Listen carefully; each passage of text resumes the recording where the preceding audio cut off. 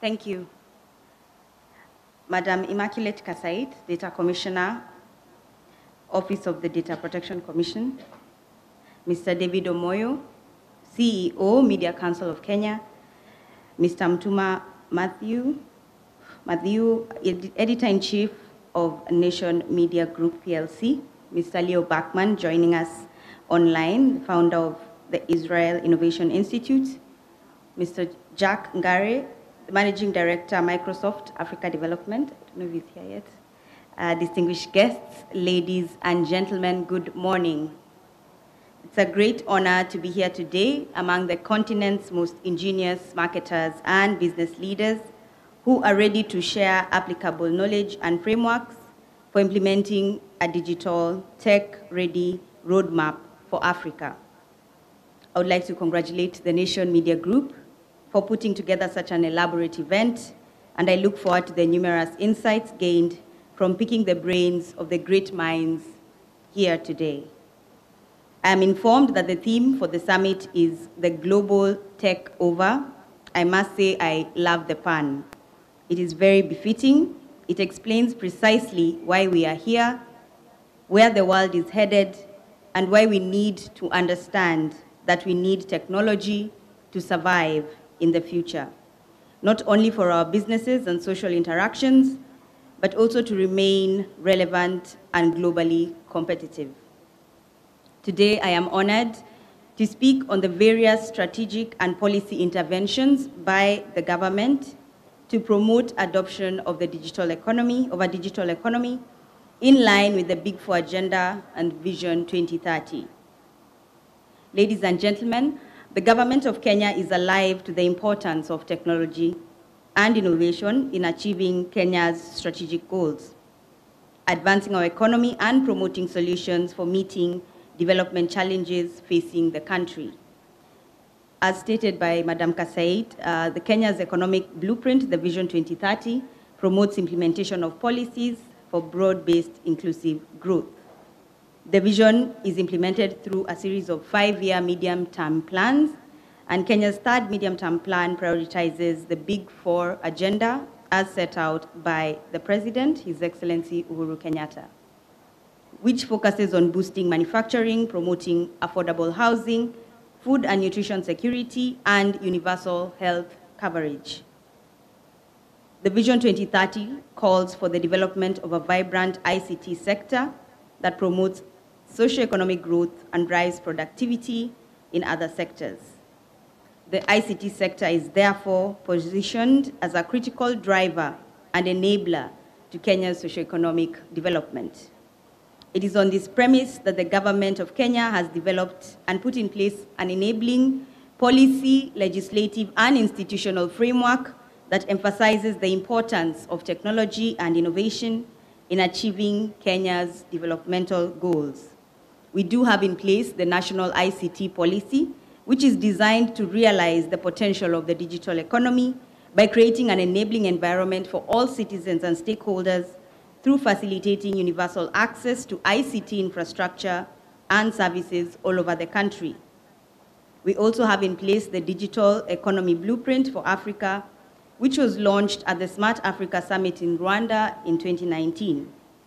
There is also the Draft Digital Economy Strategy, which is a 5-year implementation roadmap to operationalize the blueprint. The blueprint provides a roadmap for the transformation of an economy into a digital one, providing an opportunity to leapfrog on economic development. The blueprint recognizes 5 pillars as catalysts for a robust digital economy. These are the digital government, digital business, infrastructure, innovation-driven entrepreneurship, and digital skills and values. The blueprint and the strategy both recognize the cross-cutting issues necessary to support the 5 pillars, one of them being the existence of a data protection framework. And as Madam Kasai has stated, for these reasons, the Data Protection Act was enacted in 2019, which also establishes the Office of the Data Commissioner. Under the Act, there are various regulations the general regulations, compliance and enforcement regulations, as well as the registration of data controllers and data processors. Further, the protection of the integrity of electronic and digital systems is a paramount concern in a digitally enabled economy. And in this regard, we do have in place the Computer Misuse and Cybercrimes Act, which provides for offenses relating to computer systems, such as unauthorized access or interference, cyber harassment, phishing, and cyber terrorism.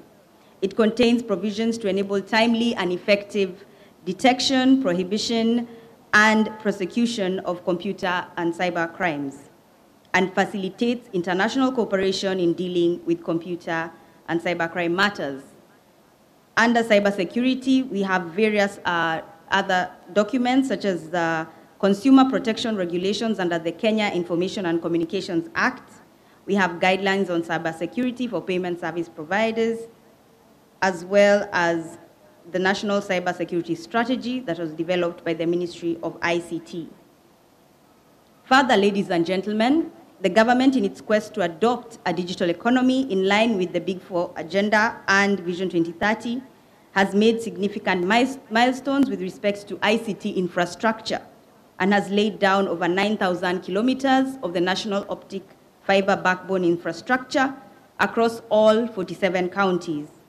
Statistics show that in Kenya, more than 85% of Kenyans have access to the internet.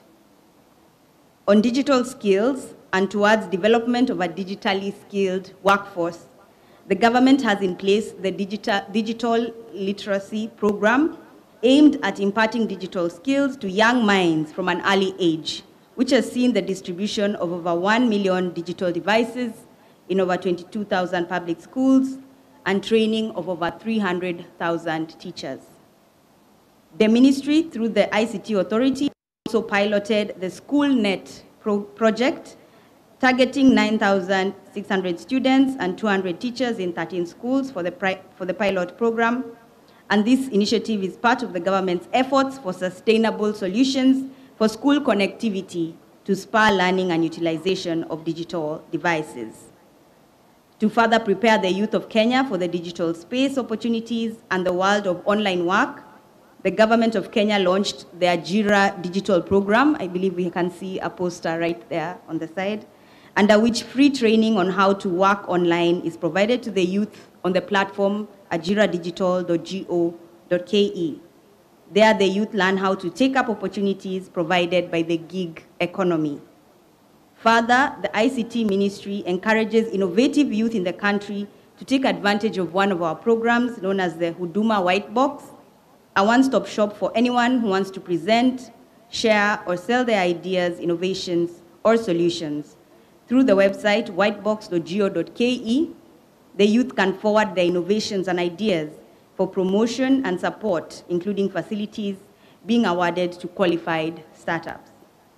Ladies and gentlemen, according to the World Bank report titled ICT Competitiveness in Africa, Kenya is one of the leading countries in ICT development in Africa, with Morocco and Nigeria as well.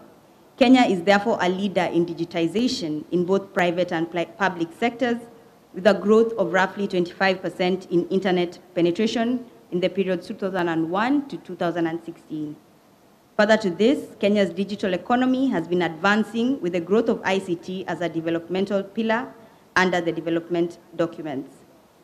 ICT and other facets of digitization also factor in growth and inclusion of digital payment systems, such as M-Pesa, setting up the undersea fiber optic cables, national cybersecurity strategies, and other documents as earlier mentioned.